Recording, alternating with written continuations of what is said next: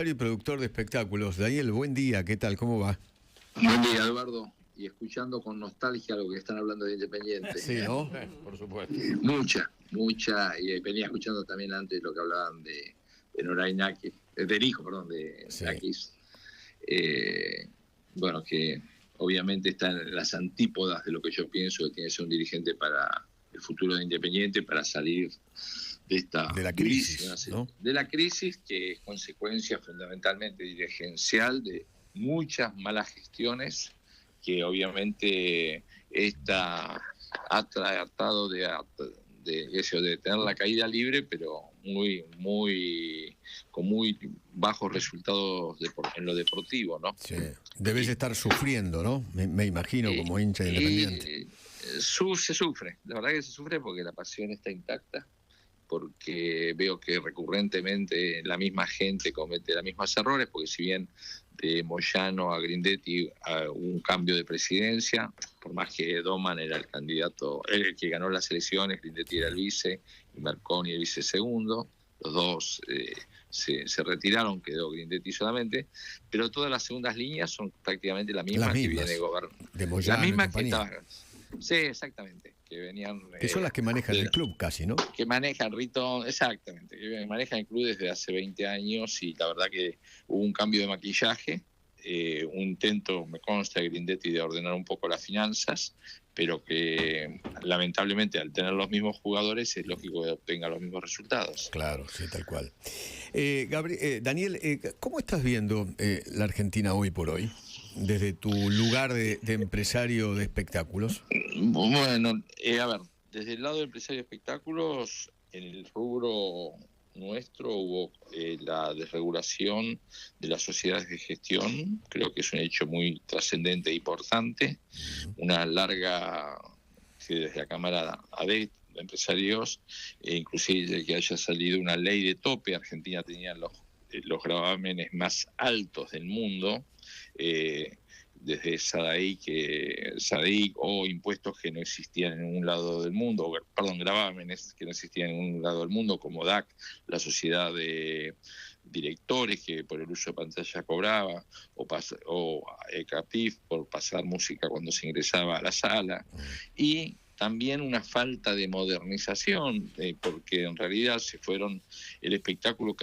los espectáculos fueron requiriendo más tecnología, más creadores, y en lugar de tener un tope se fueron agregando, lo cual hacía que Argentina, previo a la desregulación, era el país de los gravámenes más altos del mundo, pero mucho más altos, no había nada de comparación. Esa desregulación que permite que sea acuerdo de privados que prevalece, creo que beneficia mucho desde ese aspecto.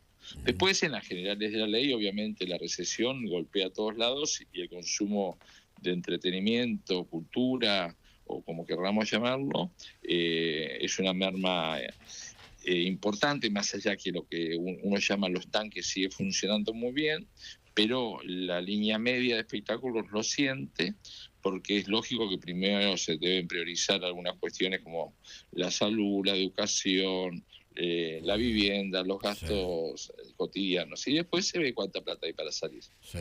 Ahora, yo lo que estoy viendo últimamente es que todos los espectáculos de los grandes cantantes del exterior o argentinos explotan. Es real, pero hay que tomar en cuenta cuántos de ellos habían vendido en las localidades 6 meses antes u 8 meses antes.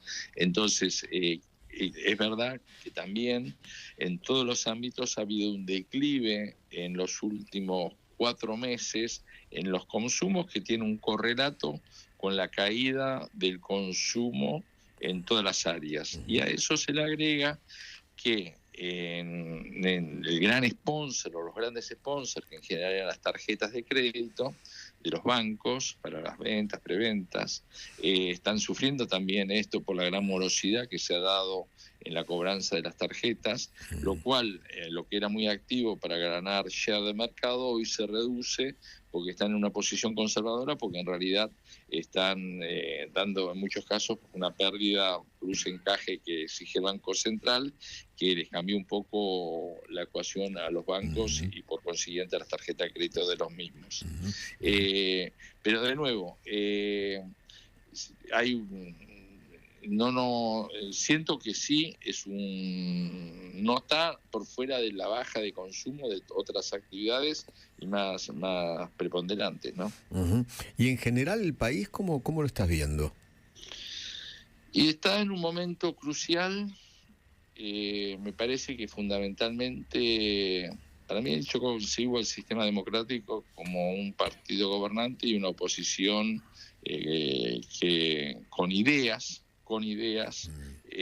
intenta confrontar con esa gestión. Hoy veo una absoluta carencia de representatividad en la oposición. Claro, coincido. Y lo que existe es volver a un pasado que, por lo menos desde mi lado, que fue empobrecedor, que fue corrupto. Eso no quiere decir que en la actualidad no haya también corrupción, pero que de ninguna manera quiero volver. Y entonces hay una falta de opción alternativa superadora, porque si bien se están debatiendo temas profundísimos, hay solamente lo que se presenta desde el lado del oficialismo. No hay un negarse por negarse. Ok, estamos de acuerdo que no estamos o no se está de acuerdo con el proyecto en lo laboral, de la modificación laboral o lo tributario, pero no existe, partiendo de la premisa, desde mi punto de vista, que el antiguo sindicalismo pertenece al siglo XX industrial, con otras necesidades y otras características que no contemplaban el mundo de las variantes, los cambios.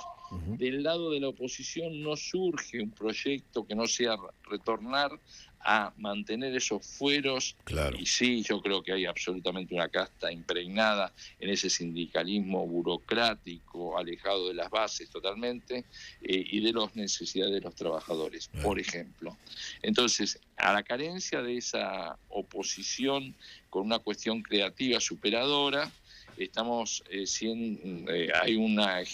quizás hay un discurso más hegemónico, más directo del oficialismo, y la carencia de la oposición hace que algunas cuestiones que para mí son sagradas, ejemplo, el cuidado del medio ambiente, haya hecho que la semana pasada en Mendoza, como cuestiones vitales, igual quiero aclarar que para mí la minería es un factor económico importantísimo al Producto Bruto Interno de un país, a la generación de recursos, no tanto de trabajo, sí de recursos, pero lo que sí no tengo la menor duda que si está en riesgo y no se realmente regula de una manera correcta, la minería libre, por decirlo de una manera, tenemos el ejemplo de lo que ha pasado con San Juan, con 5 ríos intoxicados, y el riesgo que tiene para una provincia como Mendoza, que está en una situación económica de las más privilegiadas, digamos, dentro del contexto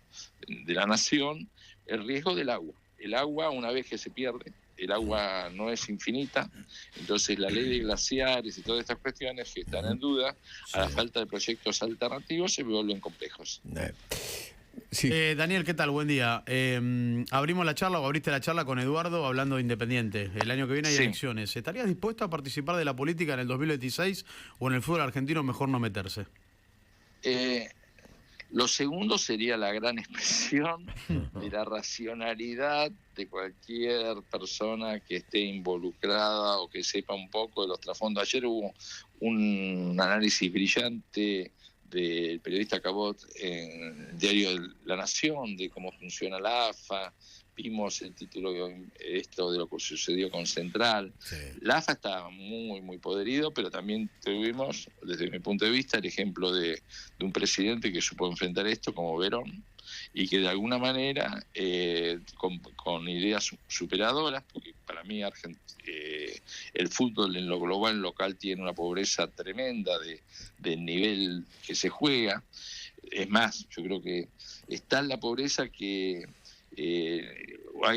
se juega, es obviamente con mucha preparación física, pero hay pocos jugadores que desnivelan, y los pocos jugadores que desnivelan son los que está todo tan parejo que cuando uno se saca 2 o 3 jugadores genera en el equipo rival un desbarajuste impresionante, y creo que en esa pobreza de fútbol, de fricción y de poner mucho, ¿no? De poner, pero un poco, que yo, para mí el ingreso con el Estudiante de Sosa con 40 años frente a Racing marcó un antes y un después en cómo iba el partido.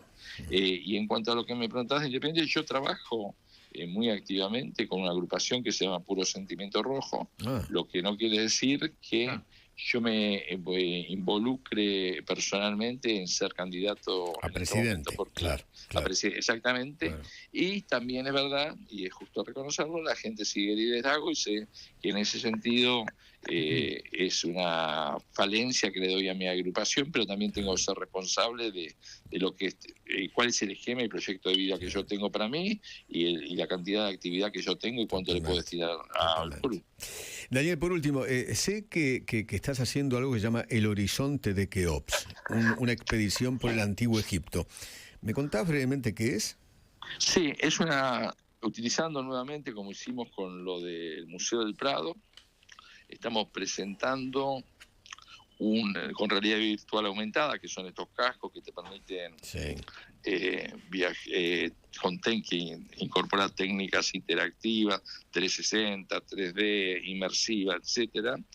Estamos presentando un viaje al Antiguo Egipto que tiene en el componente que es más largo que lo que de duración la experiencia en el casco, lo que era el Prado.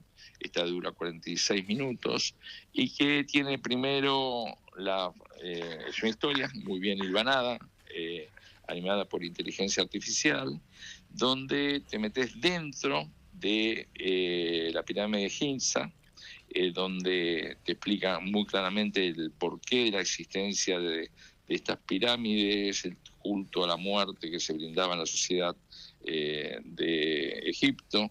Nos remontamos a 2500 años antes de Cristo. Después, en una ficción, viajamos arriba de la pirámide, cuestión que no se puede hacer en la actualidad, donde desde arriba de la pirámide tenemos vista del Cairo de hoy y del Cairo antiguo. ¡Qué bárbaro!